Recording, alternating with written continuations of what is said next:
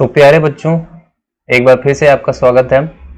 Last time में हम लोग सेट 1 का जो है क्वेश्चन नंबर 1 और क्वेश्चन नंबर 2 सॉल्व कर चुके थे, जो कि आपका एक नंबर का क्वेश्चन था। आज हम लोग देखेंगे क्वेश्चन नंबर 3। ठीक, क्वेश्चन नंबर 3 हमारा जो रहेगा, इसमें हमारे 1, 2, 3 और 4 क्वेश्चन है। प्रत्येक क्वेश्चन जो है हमारा 2-2 मार्क का है। ठीक है, तो इन चारों प्रश्नों को हम इस वीडियो में सॉल्व करेंगे। और ये हमारा जो सेट है वो 2022 का सेट 1 है। ठीक है, तो उसी का ये पहला पार्ट जो कल लास्ट टाइम में हमने इसको सॉल्व किया था, उसी के आगे के क्वेश्चन है। तो चलिए हम क्वेश्चन नंबर 3 का लेते हैं। हमारा ये क्वेश्चन नंबर 3 का है। कैसे सॉल्व करना है, कैसे लिखना है, सारी चीजें हम बताते हैं आपको। देखिए क्वेश्चन क्या कह रहा है, पहले वो देखिए। लिखा है y minus X D Y by D X equal to A times Y square plus D Y by D X को हल कीजिए। मतलब ये एक डिफरेंशियल इक्वेशन है, अवकल समीकरण है, और इसका हमें सॉल्यूशन निकालना है। तो सॉल्यूशन निकालने के लिए सबसे पहले क्या करना है, हम यहाँ पे लिखते हैं दिया गया अवकल समीकरण। दिया गया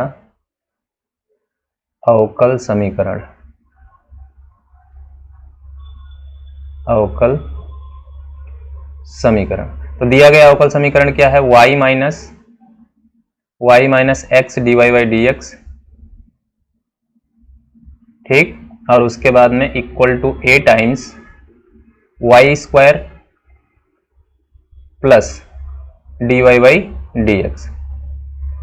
ये हमें क्वेश्चन में गिवन है। एक बार मैच कर लेते हैं। y minus X D Y by D X equal to A times Y square plus D Y by D X. अब इस तरह का इक्वेशन है, तो सिंपली हमको इसको पहले क्या करना है, D Y by D X को हम एक तरफ करते हैं, मतलब D Y by D X को हम कलेक्ट कर लेते हैं। तो देखिए, और जो D Y by D X के अलावा जो दूसरा टर्म है उसको हम एक साइड में कर देते हैं। तो चलिए देखिए, जैसे हमारे पास यहाँ पे क्या है, ए वाई स्क्वायर, अगर हम ए का इसमें मल्टीप्लाई कर देते हैं तो अपने को मिल जाएगा ए वाई स्क्वायर और plus A times D Y by D X मिल जाएगा। इधर क्या हो जाएगा, इधर तो वही रहेगा y minus X D Y by D X. ठीक है ना, और यहां से D Y by D X, ये वाला जो है, ये वाला जो पोर्शन है, इसको हम इधर ट्रांसफर कर देते हैं और ये वाला इधर ले आते हैं। तो यहाँ पे देखिए, इधर हमें क्या मिलेगा, y minus A Y square और equal to X D Y by D X और plus A times D Y by D X, ऐसे मिल जाएगा। भाई ये वाला तो वहीं रहा और ये वाला मैंने इधर ट्रांसफर कर लिया और ये वाले को इधर ट्रांसफर कर दिया। ठीक है, तो इस तरह से बन गया। अब यहाँ से इधर से हम D Y by D X सभी में से कॉमन कर लेते हैं। तो D Y by D X इधर से जब कॉमन करेंगे तो इधर मिलेगा अपने को एक्स प्लस ए, और इधर से हम y बाहर निकाल लेते हैं तो यहाँ पे बचेगा 1 माइनस ए वाई। ठीक, अब देखो यहाँ से सिस्टम अपना सेट होगा और हम इसको जो है सेपरेशन मेथड से लगा देंगे, इसको सॉल्व कर लेंगे। तो देखिए, अब हम अगर डी वाई बाई की बात करें, डी वाई को y के साथ में हम डी वाई को ले लेते हैं और x के साथ में मतलब डी एक्स ले लेते हैं। ठीक, तो इधर डी वाई को हम ये वाला पूरा टर्म जो है ना, ये वाला जो पूरा टर्म है, इस वाले को हम डी वाई के बटे में ले आते हैं और इस डी एक्स को इधर मल्टीप्लाई कर देते हैं और उसको इसके बटे में भेज देते हैं। कहने का मतलब ये इस तरह से हो जाएगा, D Y upon Y times 1 minus A Y equal to D X upon X plus A. इस तरह से कुछ हो जाएगा। ठीक, अब हम इसको जो है आंशिक भिन्न के रूप में इसको हम तोड़ लेते हैं पहले। तो अपने पास क्या हो जाएगा, डी वाई बाई ये, इसको हम इधर कर लेते हैं, ये पहले हम इसको तोड़ लेते हैं। ये जो नीचे का पोर्शन है ना, इसको हम इस तरह से लिख सकते हैं। देखिए 1 अपान वाई और यहाँ पे प्लस, और यहाँ पे लिख लेते हैं a upon 1 minus A Y. ठीक है, अब अगर आप इन दोनों का गुणा करोगे ना तो यही चीज मिल जाएगी, और साइड में इधर क्या हो जाएगा, D Y by D X, sorry D X यहाँ पे नहीं रहेगा, डी एक्स तो हमारा दूसरी साइड में है ना, तो ये चीज हो जाएगी। अब फिर क्या करना है, इधर तो ऐसे ही रहने दो जैसे है, D X upon X plus A, ऐसे रहने दो। अब आप ध्यान से देखो तो ये अपना हम dy को अगर मल्टीप्लाई करें इधर तो मिलेगा dy बाई y और प्लस इधर हमारा क्या हो जाएगा a dy upon 1 minus A Y और इधर क्या है अपना dx upon x plus A, ऐसे रहेगा। ठीक है, इधर आ जाते हैं। अब देखो अगर आप इसको ध्यान से देखो, ठीक है ना, तो ये सिंपली 1 बाई वाई का है, हम कहेंगे दोनों पक्षों का समाकलन करने पर, है ना। तो यहां पे हम लेंगे दोनों पक्षों का समाकलन करने पर, दोनों पक्षों का समाकलन करने पर, दोनों पक्षों का जब समाकलन करेंगे तो बेटा ये क्या हो जाएगा, ये हो जाएगा अपना log y और प्लस। अब देखो इसका जब इंटीग्रेशन करेंगे तो वैसे तो करेंगे नहीं, तो इसको हम क्या करते हैं, मानेंगे, यहाँ पे मान लेंगे कि जैसे 1 माइनस ए वाई है, तो यहाँ पे जो है इसका हमारा D Y by D X जब हम मतलब मानेंगे तो ये हमारा डी वाई ये निकालेंगे जैसे, या आप वैसे ध्यान रखो यहाँ पे सिंपली क्या कि ये चीज जो लिखी हुई है ये अगर ये नेगेटिव में होता है ना, तो लॉग के साथ में अपना और जो कोफिशिएंट होगा वो बाहर निकलेगा, यानी ये हमारे पास यहाँ पे मिलेगा हमको a तो पहले से ही है ऊपर, और जो y का कोफिशिएंट है उसको डिवाइड में लाना है। y के कोफिशिएंट कितना है, माइनस a है, तो ये माइनस a यहाँ पे आ जाएगा और इधर क्या हो जाएगा, ये अपना बन जाएगा log, ये log और उसके बाद में ये हो जाएगा 1 माइनस ए वाई। ठीक, और इधर जब इंटीग्रेट करेंगे तो इधर क्या हो जाएगा log x प्लस ए। ठीक, एक चीज ध्यान देनी है कि जब हम कांस्टेंट जो जोड़ेंगे, अगर तीनों चारों सारे जितनी टर्म है सब लॉग में आ रहे हैं तो कांस्टेंट भी हम लॉग में ले लेते हैं, इसको हम log c कह देते हैं। ठीक, ताकि ये हमारा ऐसे करेंगे तो आपका आंसर मैच करेगा। अगर मल्टीपल चॉइस का क्वेश्चन हो तो उसमें आंसर ऐसे ही मैच करेगा, नहीं तो आप c को log के साथ नहीं लोगे ना तो गड़बड़ हो जाएगा। चलिए देखें, यहाँ पे आंसर नहीं मैच करेगा, बाकी सही आपका तब भी रहेगा। ठीक, तो यहाँ पे क्या हो जाएगा, ध्यान से अगर देखो तो a से ये आपका यहाँ से कैंसिल हो गया और ये माइनस में हो जाएगा, यानी हमें इस साइड में मिलेगा log m बाई n का फार्मूला आप सभी को पता है, तो वो फार्मूला लगा दीजिए। तो ये इधर हो जाएगा log m की जगह पे y है तो y, और n की जगह पे है 1 माइनस ए, तो यहाँ लिख देते हैं 1 माइनस ए वाई ऐसे करके। और इधर देखो log m इंटू n वाला फार्मूला एक्सपेंशन है ना, log m प्लस n होता है, तो यहाँ पे ये अपने पास हो जाएगा log c times x plus A, ऐसे हो जाएगा ना भाई। तो जब ये ऐसे हो जाएगा और दोनों तरफ से देखिए log है तो log दोनों तरफ से आप हट जाएगा, एंटी log ले लेंगे तब तो मिलेगा क्या, y upon 1 minus A Y और इक्वल टू हो जाएगा c टाइम्स x प्लस ए। और यही अपना जो है सॉल्यूशन है। आप चाहो तो y के टर्म में अलग से लिख दो या यहीं लिख दो, क्योंकि 2 मार्क का है तो बहुत ज़्यादा कुछ करने की आवश्यकता नहीं है, इतना काफ़ी है। ठीक है, ये हमारा आंसर है। तो पहले ये पहला क्वेश्चन आपको समझ में आ गया होगा। ठीक, अब हम यहाँ पे क्या करते हैं, दूसरा क्वेश्चन देखते हैं। दूसरा क्वेश्चन इसमें चलो इरेज कर देते हैं इसको, और कोई वो नहीं है विकल्प है तो, लेकिन अभी हमको ज़्यादा जानकारी नहीं है इसमें, इस वजह से। चलिए ठीक है भाई, तो इसको हम पेश कर दे रहे हैं। ठीक है, ये हो गया।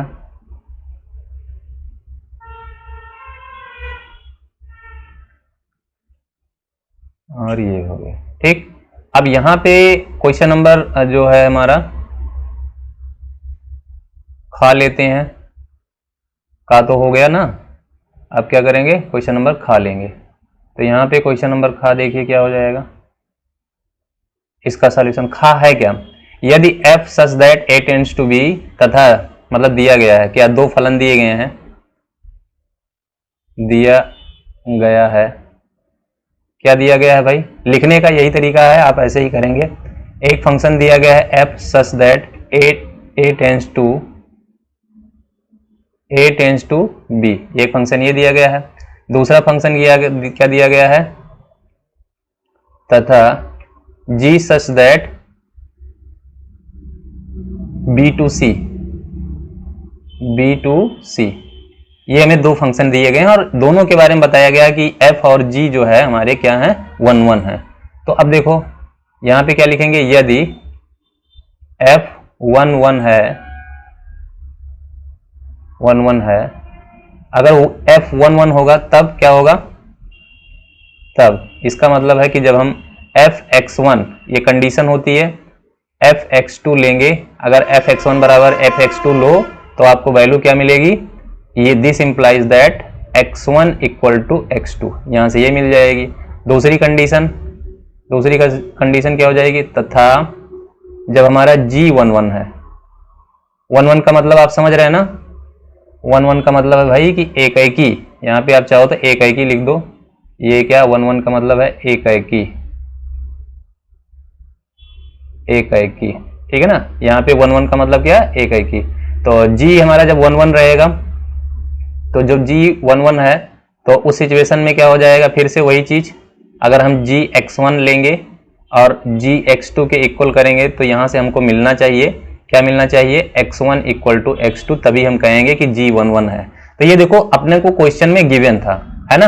अब हमें प्रूव क्या करना है, प्रूव करना है जी ओ एफ, है ना, गॉफ जो है ए से सी, गॉफ ए से सी भी क्या होना चाहिए, एक ही होगा, ये हमें प्रूव करना है। तो हमने यहां से दो रिजल्ट अपने निकाल लिए हैं और इनका यूज करेंगे गॉफ के लिए। तो हमारा देखो क्या हो जाएगा, तब जी ओ एफ, है ना, जी ओ एफ क्या होगा, जी ओ एफ अगर हम यहां पर देखें, दो चीज लेंगे, मान लेते हैं यहाँ पे जी ओ एफ एक्स वन, अगर हम जैसे हमें इसको शो करना है, क्या शो करना है कि ये जी ओ एफ 1 1 है, तो इसके लिए हमें ये चीज लेनी होगी, है ना। जैसे अगर हमें ये चीज f को शो करना है कि f जो है एक एकी फलन है, तो उसके लिए हम f x1 और f x2 ये हम लेंगे अपनी तरफ से, समझ गए ना। तब हमको क्या मिले, तब क्या शो करना रहता है कि x1 बराबर x2 अगर शो हो जाए तो हमारा जो f है वो 1 1 हो जाएगा, यानी एक एकी हो जाएगा। इसी प्रकार जैसे g को दिखाना होता है कि 1 1 है कि नहीं, तो हम क्या करते, G X one equal to G X two अपनी तरफ से लेते, ये हम अपनी तरफ से लेंगे, ठीक। और अगर ये ले करके ये चीज हम शो कर देते हैं तो हमारा कह देते हैं कि जी जो है वो 1 1 है। तो अब इसी प्रकार चूंकि हमको इसको शो करना है, किसको शो करना है, हमें जो है गॉफ को शो करना है कि ये 1 1 है कि नहीं है, तो हम उसी प्रकार से यहाँ पे दोनों तरफ लेंगे, जी ओ एफ और x2 यहाँ पे लेंगे, ठीक। अब ध्यान से अगर देखो तो इसको हम लिख सकते हैं G of F X one और इधर हो जाएगा equal to G of F X two, ऐसे हो जाएगा, ठीक है ना। अब बेटा अगर ये हो गया तो आप देखो इस वाले रिजल्ट में अगर F X one equal to F X two होता है तो हम एफ एक्स वन, और ये इंप्लाई करता है X one equal to X two, तो यानी हम एफ एक्स वन की जगह पे हम एक्स वन कह सकते हैं और एफ एक्स टू की जगह पे एक्स टू कह सकते हैं। तो चलिए यहाँ पे हम यही चीज डालते हैं, यानी एफ एक्स वन की जगह पे हमारा क्या आएगा, एक्स वन। तो ये देखिए चूंकि 1 1 है ना, एफ क्या है 1 1 है, यहाँ पे हम लिख भी देंगे तो जी एक्स वन, और यहाँ पे क्या हो जाएगा, ये इसी प्रकार हो जाएगा जी एक्स टू। यहाँ पे क्या मेंशन कर दो, चूंकि एफ 1 1 है, 1 1 है, ठीक। अब फिर देखो अगर दूसरे रिजल्ट का यूज करो तो G X one G X two अगर होता है तो एक्स वन इक्वल टू क्या होता है, एक्स टू, यानी हम यहाँ पे लिख सकते हैं this implies that x1 equal to x2, ठीक। कहां से ये रिजल्ट आया, यहां से कि जी x1 की जगह पे हमने क्या रख दिया, यहां पर देखो जी x1 की जगह पे x1 और जी x2 की जगह पे x2 आता है जब जी हमारा 1 1 है। फिर यहाँ पे क्या कह दोगे, क्योंकि जी जो है जी इज 1 1 है ना, जी जो है एक ही फलन है, इसलिए वजह से हमारा ये चीज हो गया। अब देखो पहले हमने लेकर क्या हम चले हैं, G O F X one equal to G O F X two, ये लेके हम चले हैं और हमने प्रूव कर दिया कि X one equal to X two है। तो यहां से हमारा ये सिद्ध हो जाता है, दिस इंप्लाइज दैट गॉफ, जो गॉफ है हमारा वो कैसा है, गॉफ एकैकी फलन है, एकैकी फलन है, ठीक है। तो ये हमारा 3 का हो गया। उम्मीद है ये आपको अच्छे से समझ में आया होगा, ठीक है। तो स्क्रीनशॉट ले सकते हैं अगर लेना है, अदरवाइज हम इसको इरेज कर रहे हैं। चलिए इरेज हो जाओ भाई जल्दी से, ये लीजिए।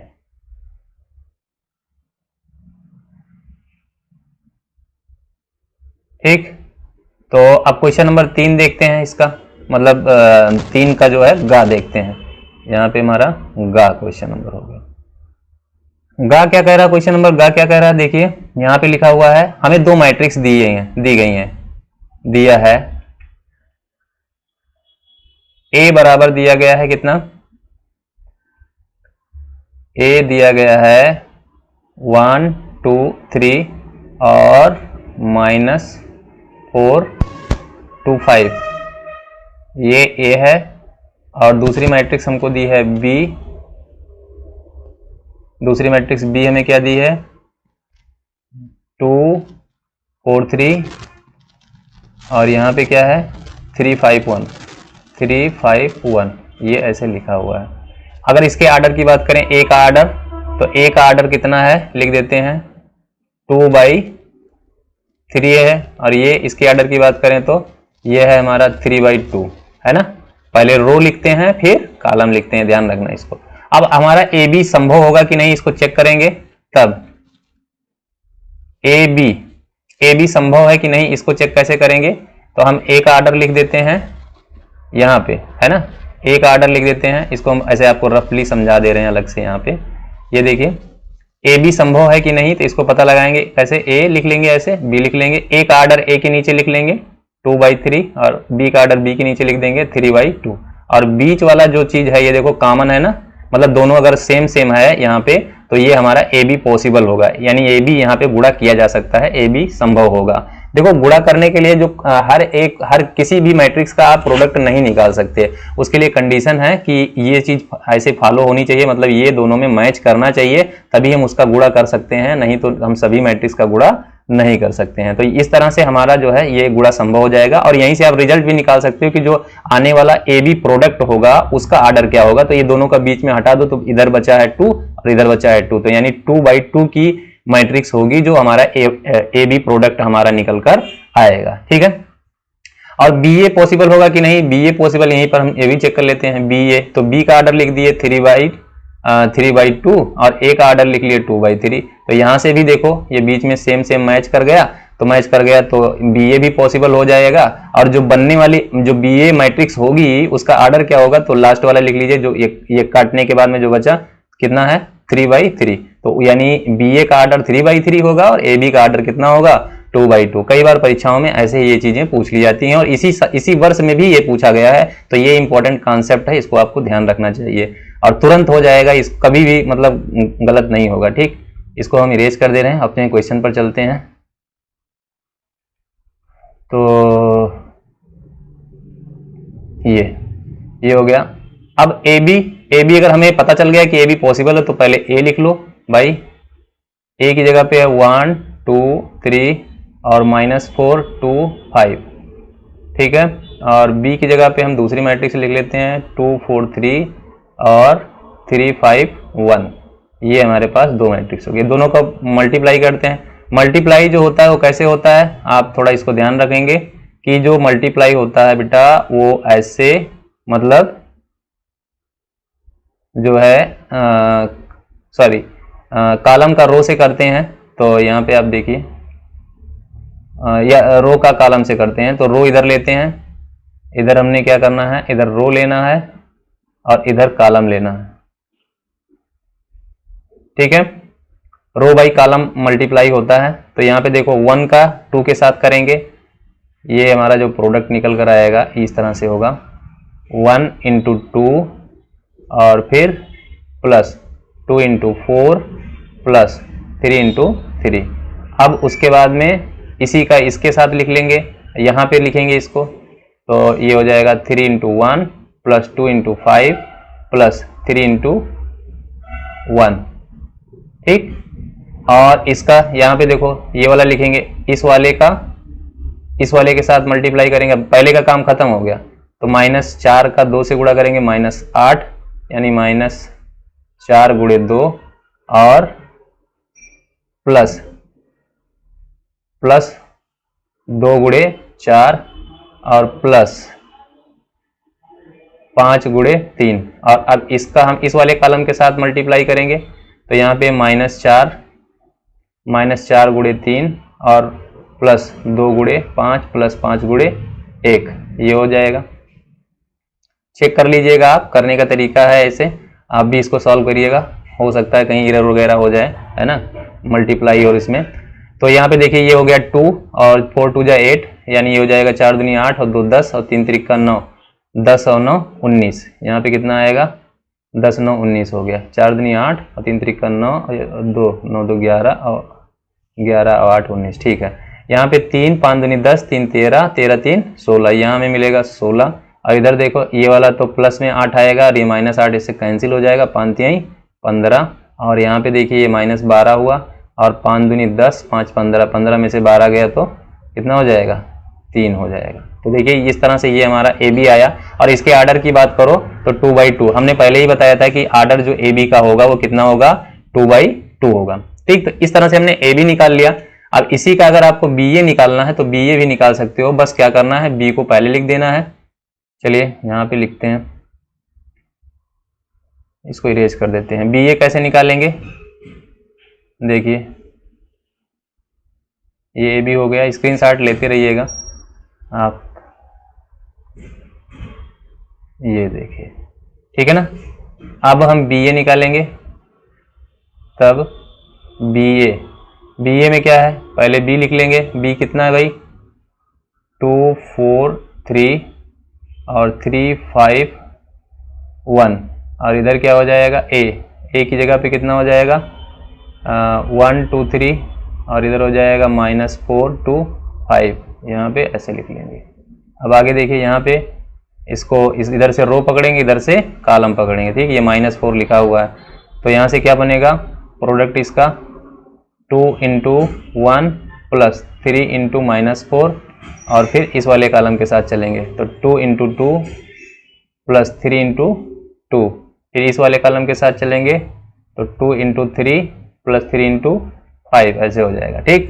अब उस रो को छोड़ के दूसरी रो को लेंगे तो इधर हो जाएगा 4 गुणे 1, है ना, 4 × 1 और प्लस 5 × 4, और इधर क्या हो जाएगा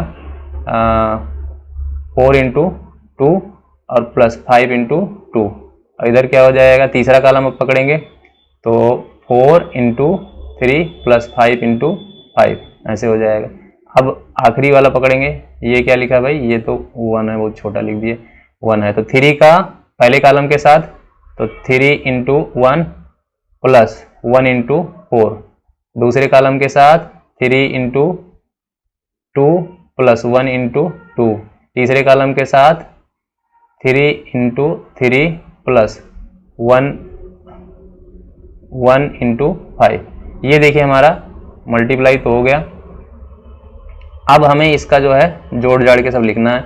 2 यहाँ से आएगा और -12 आएगा तो माइनस कितना होगा यहाँ पे -10, और यहाँ से देखिए 2 दूनी 4 3 दूनी 6 6 4 10, प्लस में 10 हो जाएगा, 3 दूनी 6 5 3 15, 5 3 15 और 6 21 हो जाएगा। इधर आ जाओ, 4 एकम 4 5 चौक 20 4 24 हो जाएगा, 4 दूनी 8 और 10 8 18 हो जाएगा। इधर 4 3 12 और 5 25 25 और 2 27 और 10 37, यहाँ पे कितना हो जाएगा 37 हो जाएगा। 3 एकम 3 और 4 4 3 7 हो जाएगा, यहाँ पे 3 दूनी 6 और 6 और 2 8 हो जाएगा, यहाँ पे 3 त्रिक का 9 और 5 चौक 10, ये हो जाएगा। तो देखिए जो हमारा बी ए निकल कर आया, ये हम पहले बताए थे कि इसका आर्डर कितना होगा 3/3 होगा, जो कि आपको यहाँ पे स्पष्ट हो रहा है। तो इस तरह से हमने तीसरा क्वेश्चन का जो गा वाला है, जहां पे हमें ए और बी दो मैट्रिक्स दी गई थी और बताना था कि ए निकालो और बी ए निकालो, ए बी निकालो और बी ए निकालो। अब इसका हम चौथा पार्ट करते हैं, ठीक है, ये आपने नोट कर लिया होगा। चलिए इसका चौथा पार्ट करते हैं, बड़ा ही प्यारा क्वेश्चन है। यहाँ पे देखते हैं भाई, ये घा क्या कह रहा है भाई, क्वेश्चन क्या है, क्वेश्चन लिखा हुआ है tan inverse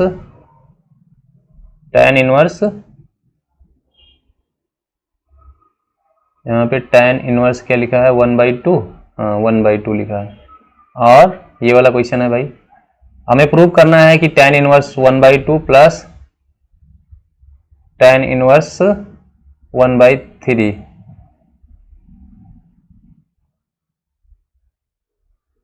tan inverse 1/3 equal to हमें लाना है π/4, ठीक है ना। तो सिंपली क्या करना है, LHS इधर से ले लेते हैं, LHS इक्वल टू हो जाएगा tan inverse 1/2 plus tan inverse 1/3, ये हो गया। यहाँ से हम जानते हैं tan inverse A plus tan inverse B का फार्मूला क्या होता है, tan inverse A plus B, यानी यहाँ पे हो जाएगा 1/2 प्लस 1/3 अपान, जब यहाँ प्लस होता है तो यहाँ प्लस लेते हैं और उसका उल्टा यहाँ लेते हैं, यानी 1 माइनस 1/2 इंटू 1/3, ये हो गया। यहाँ से अपने को क्या मिलेगा, tan इनवर्स, ये हो गया, इससे मल्टीप्लाई करो तो 3 एकम 3 और 2 5, यहाँ से 5/6, और इधर आप देखो तो 3 दूनी 6, 1/6 हो जाएगा, और 6 से इधर मल्टीप्लाई, 6 में से 1 गया तो 5, यहाँ कितना है 5, और नीचे फिर से क्या आ गया 6। आप देखिए दोनों चीज़ें सेम आ रही हैं, तो इससे पूरा कैंसिल हो गया। फाइनली इधर अपने को क्या मिला, tan इनवर्स 1 मिला, और tan इनवर्स 1 किसकी वैल्यू होती है, π/4 की वैल्यू। तो यहाँ पे देखिए हमने कौन कौन से फार्मूले यूज़ किए हैं, वो फार्मूले हम एक बार आपको दिखा देते हैं। यहाँ पे हमने फार्मूला यूज़ किया है tan inverse x plus tan inverse y equal to होता है tan inverse x plus Y upon 1 minus X Y. देखो जब यहाँ पे प्लस होगा बेटा तो यहाँ पे प्लस होगा, यहाँ पे माइनस होगा, और अगर हम मान लीजिए थोड़ी देर के लिए यहाँ पे हम माइनस ले रहे हैं, यहाँ पे अगर हम माइनस ले लेंगे तो यहाँ पे अपना माइनस हो जाएगा और यहाँ पे क्या हो जाएगा, प्लस हो जाएगा, ध्यान रखना। तो इस तरह से ये फार्मूला हमने यूज़ किया है। और फिर हम जानते हैं कि जो tan π/4 होता है इसकी वैल्यू 1 होती है, क्योंकि ये 45 डिग्री होता है। तो इस तरह से हमारा देखिए RHS आ गया, LHS लेके चले थे और RHS आ गया, तो ये शो करता है कि प्रूव हो गया है, तो यहाँ पे हम इसे प्रूव लिख देंगे, ठीक, काम खत्म हो गया। तो इस तरह से का खा गा और मतलब का खा गा और घा, ये 4 क्वेश्चन थे जिसको हमने आपको सॉल्व करके बताया। अगला क्वेश्चन नंबर 4 जो है इसको हम अगले लेक्चर में सॉल्व करेंगे, ठीक है। तो चैनल पे अगर नए हैं और वीडियो हमारा पसंद आ रहा हो तो चैनल को सब्सक्राइब कर लीजिए और वीडियो को लाइक कर दिए, दोस्तों के साथ भी शेयर करिएगा ताकि जो है ज़्यादा से ज़्यादा बच्चों को इसका लाभ मिल पाए। हम पूरा सेट जो है करवाने वाले हैं, और भी हमारे चैनल पे कंटेंट है फिजिक्स वगैरह का, तो वहाँ पे भी आप जैसे प्रैक्टिकल फिजिक्स का प्रैक्टिकल वगैरह तो वहाँ से आप देख सकते हैं, ठीक है ना। धन्यवाद।